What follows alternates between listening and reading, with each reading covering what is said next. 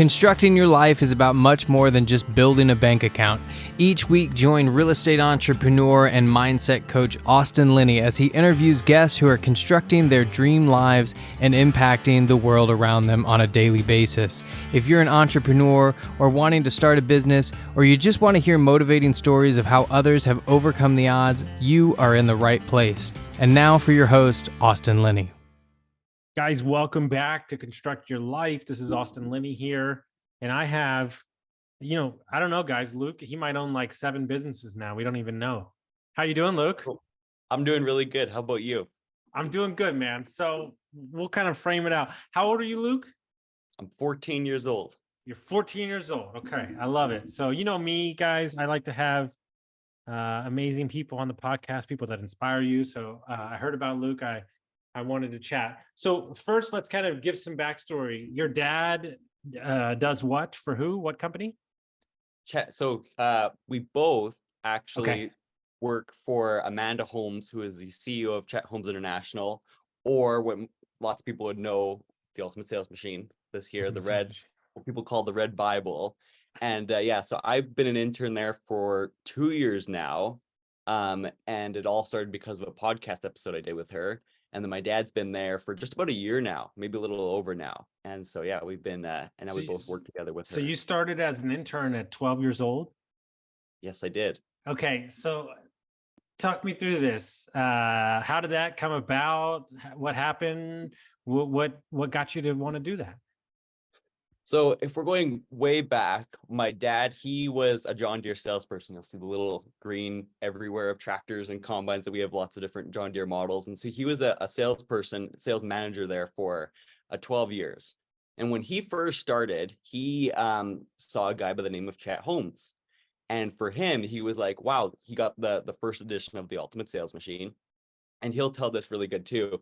But what he did is he's like, wow, this educational based selling is really interesting. And so he started following him along and implementing some of his strategies, and it went really, really well.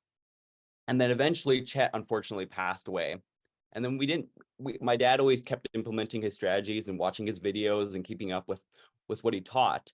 And then eventually my dad told me about this lady named Amanda Holmes about probably 2.5 years ago, before I was an intern, saying, hey, I know I've taught, because he taught me different strategies that Chet Holmes did so through certain things, and got me to read some of the book and watch some videos and all that kind of stuff.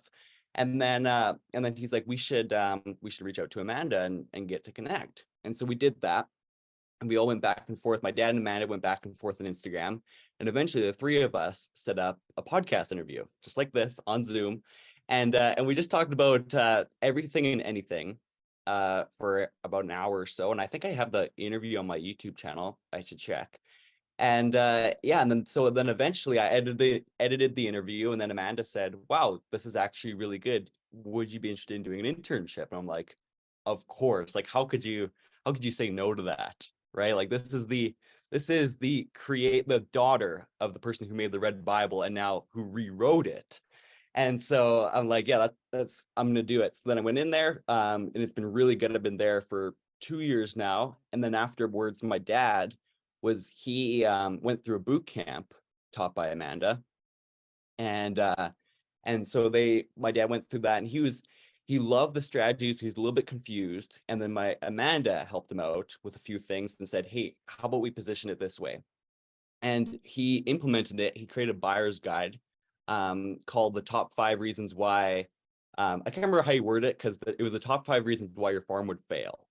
It's basically what it meant. But I think he turned it to struggle, because fail was such a, at the time, this was 1.5 years ago, was such a, everyone was on a little bit of edge with, COVID and all that kind of stuff. And so he created that, and he generated like 8.4 million in like 6 or 8 weeks, just because off that, by educating people. And so it's just a bit of a story there, but I think it's something worth telling. But yeah. So, maybe there's a couple people listening out there and they're thinking, what can a 12-year-old do for a multi-million-dollar company? What did you, when you came in as an intern, what did you start doing for them? So my thing for my YouTube channel, really quick, is my tagline is a kid's opinion of a grown-up's world. Okay. And so my offer was that I can give a different opinion than all of the adults that are already in the company. And so when I first got in there, I was doing a little bit of everything. Amanda was teaching me lots of different things to do with pretty much everything. But my main position there was to do lots of the social media stuff. So video editing, short form content creation, social media, kind of work of trying to figure out, what trends are going on, what's going on in that kind of work. And then also little bits here and there of implementing things that they talk about, like Dream 100 and that type of thing. Mm-hmm. And so just, pretty much a little bit of everything. Is there I think I don't know if I got the whole story, but were you asking questions of like major corporations? Were you like asking them questions and stuff? Is that something I heard? Is that part of your internship? A bit. Now it's happened a little more frequently now in like the last year or so. At that time, it was more with a few really important people still, but more of just learning the back end and phoning up a few people. But yeah, you're pretty much right on that. So let's unpack this YouTube channel, A Kid's View of an Adult's World. From your point of view, 12, now 14 as an intern, what aspects of business do you find, you've interviewed people, you've been around business, what aspects do you think people have trouble with when it comes to business? I'd say one of them is probably trying to, accepting maybe new changes or growth. In the last 5 years, a lot has changed, right? Advertising, even sales and everything has really took a turn from, normally if you would go to a, when you'd buy So guys, something. while he gets his internet fixed.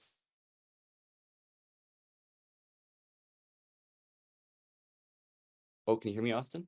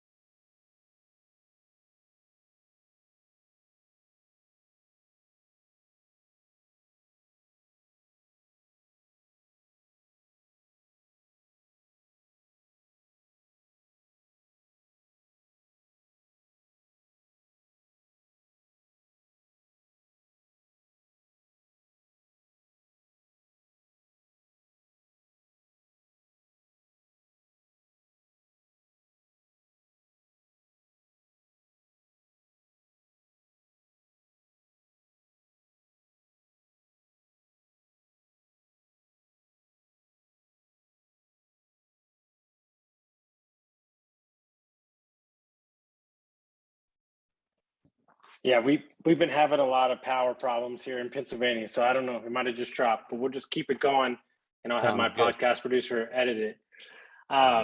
So you were saying one of the bigger issues that you've seen is changes in business?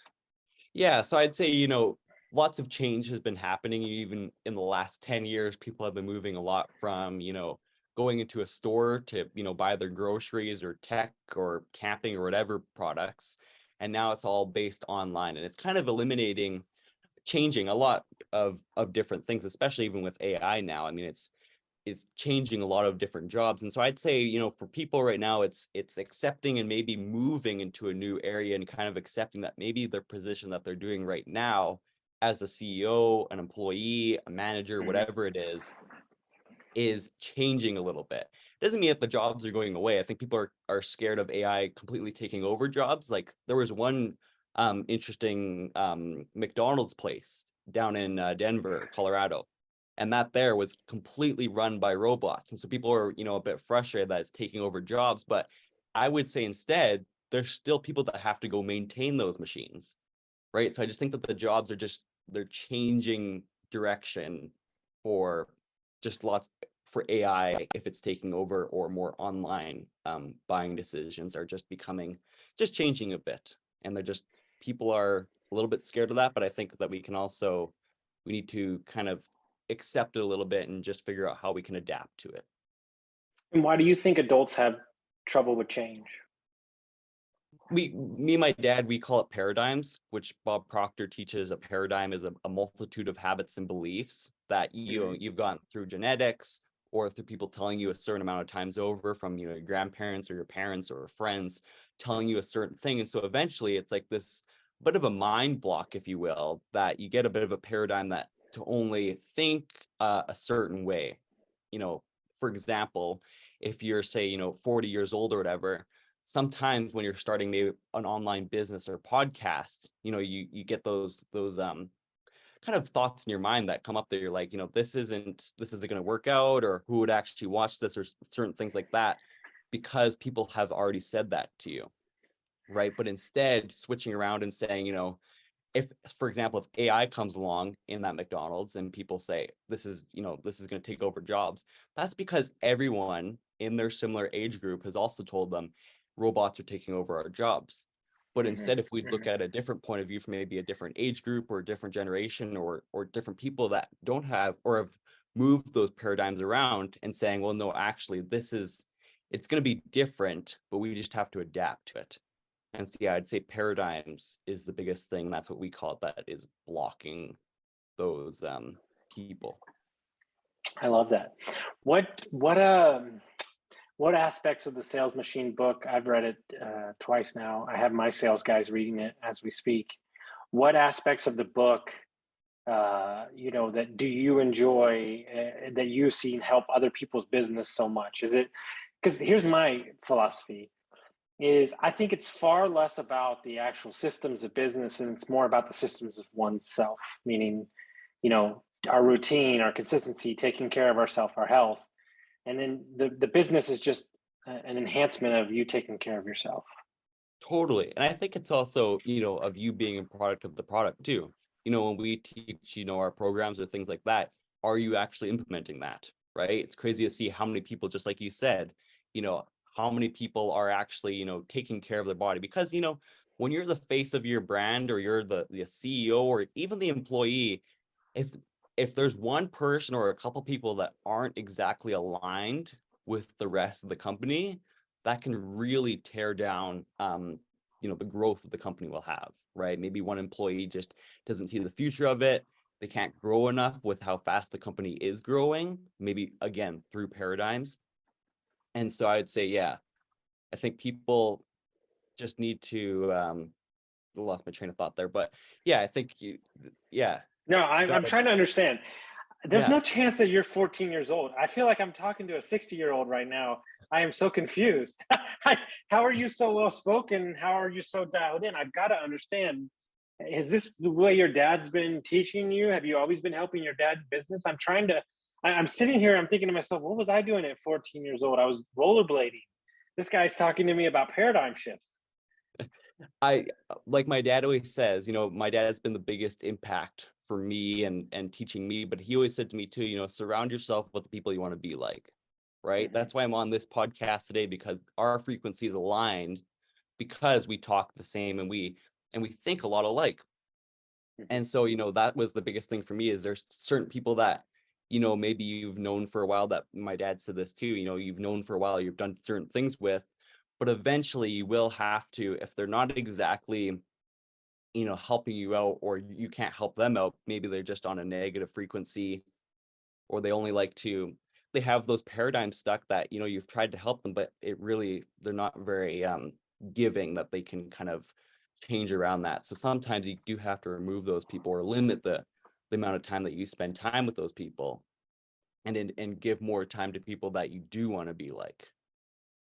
I love that. It's the truth. And I think what I want to do for you, and I already knew I was going to do this, but now that I met you, I want to even do it even more, is we're going to be hosting entrepreneurship events with some of the top business owners around the country. once, in the fall and the spring.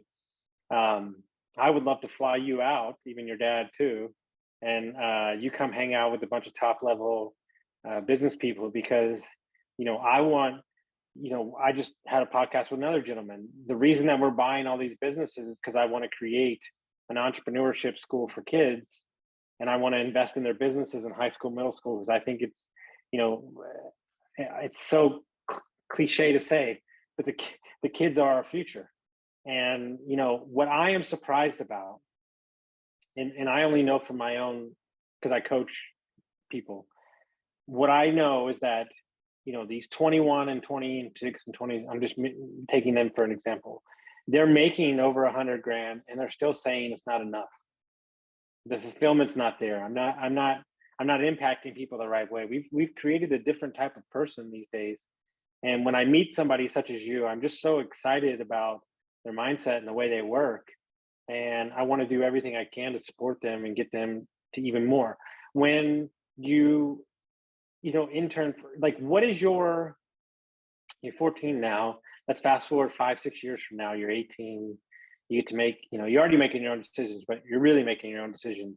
What is it that you want to do in your career? Do you want to start a business? Do you want to work in a company? What it is that gets you up every morning? That was always a little bit difficult to look at, but once I kind of figured out what I wanted for my goals in the future, but I'd say the biggest thing for me that I always say to everyone is, no matter, what changes I figure out, or maybe I want to take a completely different path or whatever, I always want to help people in any way I can, right? In any career or business or whatever I start, I always want to make sure that it impacts and help people in any way I can. So right now, my company, Luke's View, right, giving a point of view on products and camping gear and tech products and that type of thing from a kid's point of view, that's helping people with their buying decisions and making sure that they, pick the, the best bang for buck, high quality products that, get them what they're looking for. Right. And so I have, even neighbors and friends that reach out to me saying, I'm looking for a mountain bike, or I'm looking for a pair of headphones, or I'm looking for, even an ATV. Which one would you recommend? Right. And so I've already researched all of these and say, hey, for your specific needs, I probably wouldn't go with this one because of this, this, and this. I'd actually go with this one because it does this, which will help you with this. Right. So that's how I help people. And in any way too, I mean, with Amanda too, that's with, lots of social media stuff, but also now more behind the scenes and podcast work with her and my dad as well. And so they're helping people all the time, right? They're doing lots of different things, like speaking on stages, impacting people, helping companies that have really good products and services that just need to have their voice get out there a little bit more and get out to more people. And so when did you start your YouTube channel? How old were you? 9 years old. 9 years old. What got you to start? Did you see other people doing it? So for me, I really liked camping since I was, very little. I've loved camping. I also got my first camera when I was 3 years old, and I've been taking photos and videos ever since. And so my dad at the time, he was writing a book right here called The Good Boss when I was about 7 years old. And he did that for a year or so, and he was writing that. And I just saw and he was coaching at the time too. And I saw how passionate he was about when he was doing his coaching and writing his book. And he was super passionate about what he was doing. And so I was like, well, what if I could do something like that? And so I looked at, what did I enjoy doing? So at the time, one of my favorite things to do was, before we went camping, was making camping lists of all the products I loved. Loved watching product reviews and all these different things. But I noticed that no product review videos were done by kids. They're all done by adults and big companies, right? That we're talking about, hey, here's our product, it's the best, that type of thing. But what if you got like a genuine, good review channel done by a kid who has a different point of view in a grown-up's world? And so I said at 8 years old, right before I turned 9, that I was going to do this. So I found a good website. I used Wix.com and just fired up a website and then started making videos and started telling people about it. And then eventually people caught on and enjoyed what I was doing. What was the hardest thing about growing your YouTube channel? I guess for me, with companies at the time when I was first started, and even still now a bit, it's gotten a little bit better, but sometimes companies don't exactly see the reason or future to that, right? I'm 10 or 11 years old, how is this actually going to help us? you need a certain amount of subscribers to do this, that type of thing. But so at the time, I didn't really know what to say to that. But now when I get a rejection like that, I know that I can educate them a little bit more, and they just need more reasons why that I'm the best fit for them, and how I can help them, and educating them on me. What is your advice to, any parents or any kids that are listening to this on if they want to start their own business, they want to intern, like what's your advice to them? I would say find out whatever you're super passionate about, not going on Instagram or whatever and finding, the next, what we call shiny object that, this will make the most amount of money super fast, right? Everyone's always, quick money, right? Make it super, here's how you can make $1,000 in a day or something. Find something that you're really passionate about and that you can talk about forever, right? If someone came up to you and said, hey, can you tell me about this? And you could talk for hours on it, and something like you are really passionate about and you actually do in your day-to-day life. And once you figure that out and you know you want to do it and you're committed to doing it, I always say just start, right? So many people get stuck on, trying all the little things. Oh, I have to get this perfect. I have to get this perfect. No, you just have to get something out there, get videos out there, and just start getting your name and your videos or whatever you're doing, your product, your service, anything out into the world so that you can start telling people about it, instead of always, trying to make, I need to make sure that the graphics are absolutely perfect and I need to make the website perfect. That's important, but it's also important to just start, because you can get stuck on that for years trying to make sure it's absolutely perfect, to where when you start it, then you can never know if it's perfect until it's out there, right? I can make what I think is the perfect graphic. And then once I put it out there, I'm like, oh, wait, the market's actually changed now. People don't like maybe this or whatever, right? People don't like this certain messaging. This resonates more with people, so you have to change it, right? So back to just put something out there, because everything's always changing and you have to be adaptive to change.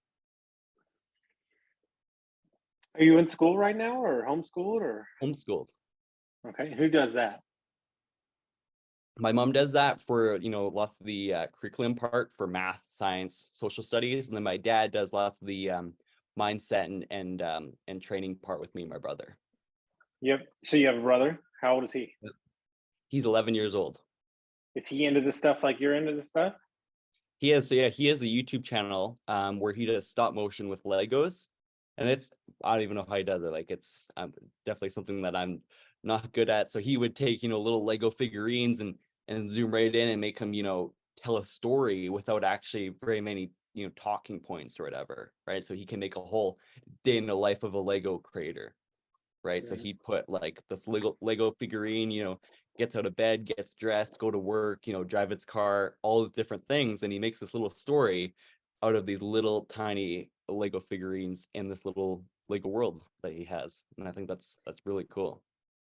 So you're interning for the company. What's one of the coolest stories or coolest things that's happened to you in the time that you've been doing that you remember that you got real excited about? I guess one of the coolest things was when my dad started there. It was excited to see that I could be even working with him, even more. We were already working together, a lot, and now it's going to be like full time. Everything that we do is going to be together now that he's in that company. And so it's been really good since I can, I'm his assistant pretty much, to where I can help him with all his different things and help him with sales calls and making sure to follow up and being a product of the product. We always say, once we get sometimes unaligned, is this being a product of the product, right? Are we implementing what we say we do, right? And so it's really fun doing with my dad and Amanda, and that's probably one of the coolest stories, is just being able to have a synchronized team there that is everyone works together, works cohesively, and everyone has a lot of fun. Yeah, I like that saying. One of my mentors told me, does your audio match your video? And I think, are you a product of the product? Like, I love that. Like, I haven't heard that before. And it's such an amazing point, because, we were talking about the previous guy, is a lot of people sometimes, especially stubborn people like me, have to say it a lot of times. And the question that you have to ask yourself is, am I living in alignment with what the words that are coming out of my mouth? Am I backing up what I'm saying? And I think, when it comes down to, I was just talking about this today with a client, personal integrity is something that's happening when people aren't watching. And we can be the leader and we can say all the right things and people can listen to us, but when you're, what I tell everybody is like being a CEO of a company and running, multiple employees on all those things. Same with Amanda. A lot of it is done in the dark. A lot of it's done in the shadows, and a lot of the work I do is in the early morning, and a lot of the health stuff I do in the early morning. And you have to be comfortable enough to know that you're not going to shortcut yourself, right? Because the only person that you're hurting is yourself in that situation. Totally. And saying that to yourself, are you the product of the product? I love that. And there's an ex-baseball player who is the fiance of one of my business partners. He's very popular. He's on TV. You really need to meet him because he speaks to youth all the time. I got to introduce you to him. He's amazing. But I'd love that. He says something similar about that. And, he's just trying. What I love about him is he lets people be inspired by what they're inspired. Like, meaning that, yeah, you might have done baseball for now, but maybe baseball, their passion is turned into business, or it's turned into helping kids, right? It doesn't have to. I think we get our identity wrapped up into what we do too much instead of just being who we are. And what I predicate myself on is being identified by my values, and my values move with me no matter what. I like that. I really like that. And I agree too. I mean, yeah. You gotta, whenever you're moving, you're gonna have, like we say, me and my dad say, there's chapter 1 and then sometimes there's chapter 2, right? You take a completely different page and you say, these habits here aren't serving me anymore. These people I'm hanging around with aren't serving me anymore. This job or career just isn't what I'm looking for. This doesn't push me to where I need. And you start a whole new chapter, right? Mm-hmm. And so I'd say a lot of people, what I tell everybody is entrepreneurship and changing is like this. It's like walking down a dark hall with no lights on and no door handles. And you have to have enough faith to step, like Indiana Jones. You have to have enough faith to step on that next step, not being able to see that step. Because it's super easy to go backwards because that's what you know. Totally. Right. Yeah. All of a sudden you get scared. Oh, maybe this might be, too much challenging. And you start stepping back and you go back to square one where you were before. And that's comfortable and it feels good. And that's great. But that's you not leveling up. And what you realize is as you grow is breaking through the ceiling, right? It just happened to me 2 weeks ago. People think it's wild, right? They're like, oh, you're a high achiever. Like, it's cool, blah, blah, blah. And I'm like, yeah, but I still have my own ceilings. And that same mentor said, you have to make your ceiling your new floor. I like that. That, right? And so I had a thing where for like 6 to 8 months, I was still performing, but I wasn't like the best. I wasn't inspired. There was a lot going on in my life. Clients were driving me crazy.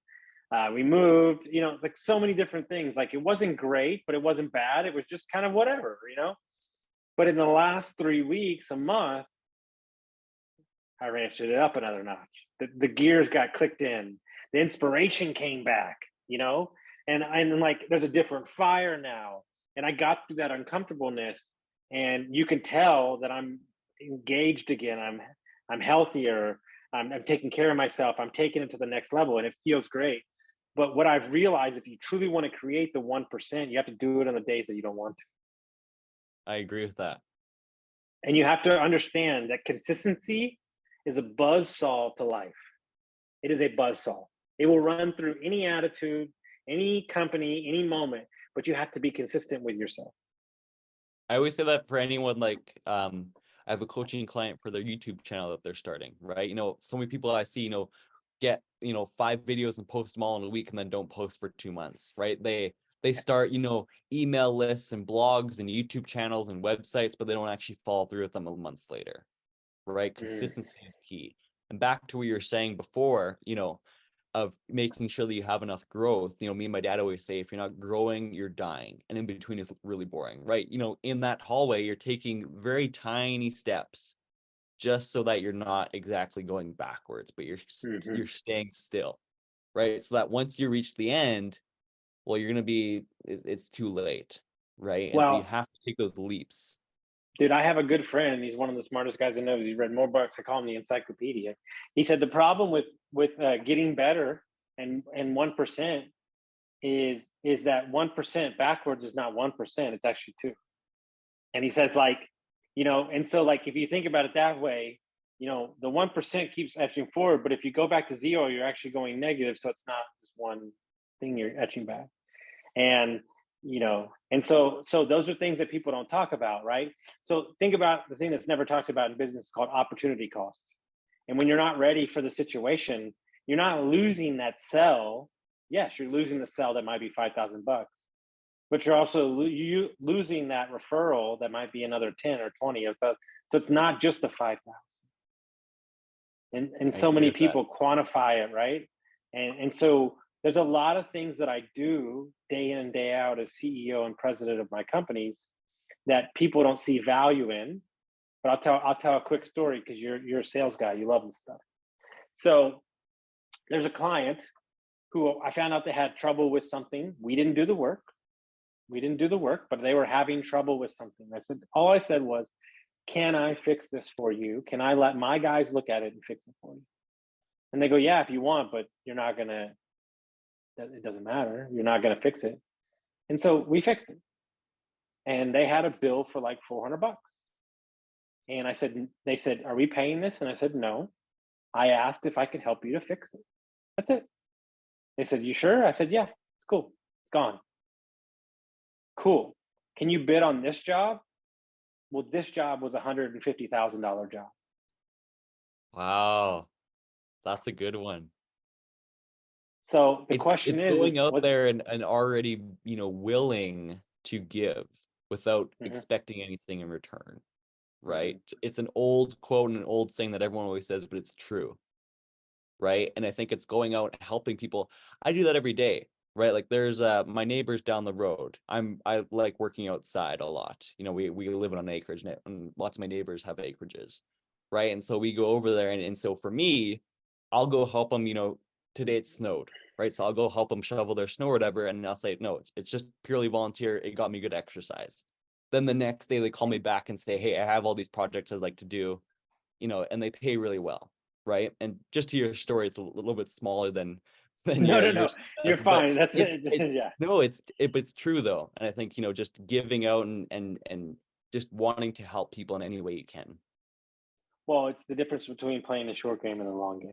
And my friend, that same friend, the smart guy, he has a great quote, and he said, every investment viewed on the proper time horizon is a great investment.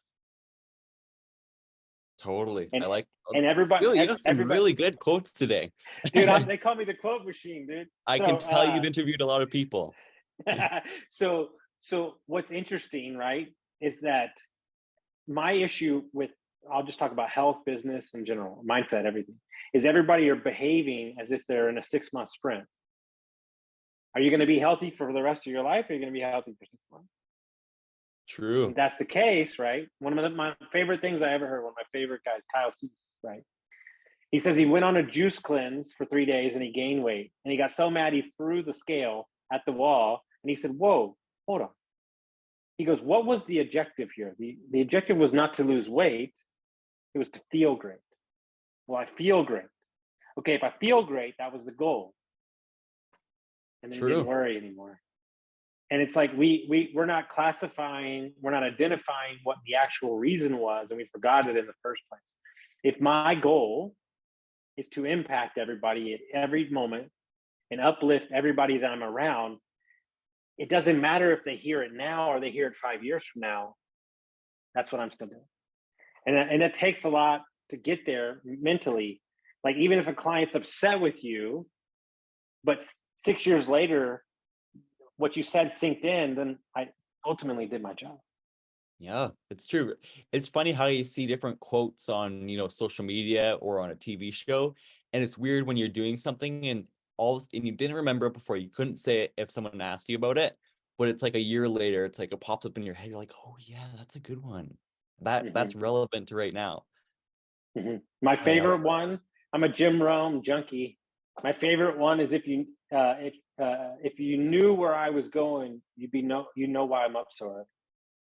That I saw that one. Yeah, I like that quote. Yeah, that's my favorite one. I got so many good ones because ultimately there are things that make you stop and they make you think, right? And it's in those impactful moments, right? And one of mine that I say is everything you seek is on the other side of action.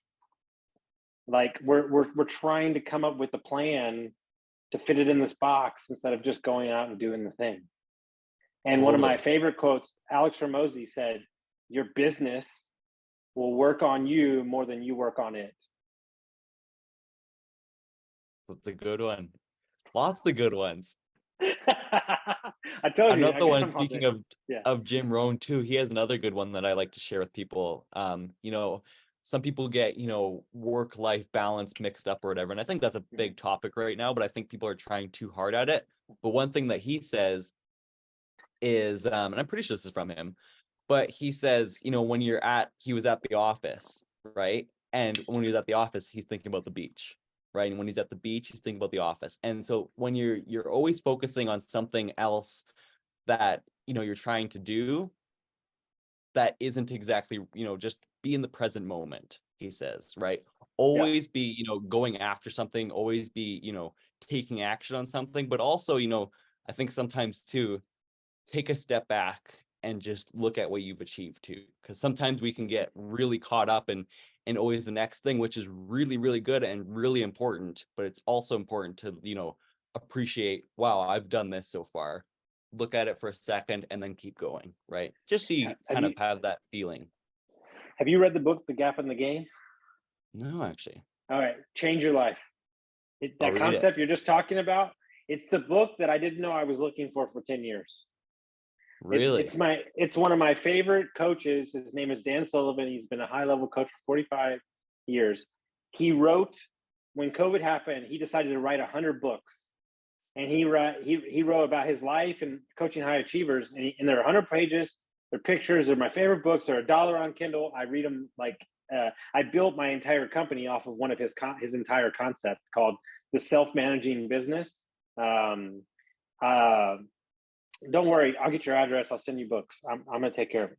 So this book, so the gap in the gain was a concept. He said, so the gap is the ideal self, meaning something you'll never live up to. Those people will always be unhappy.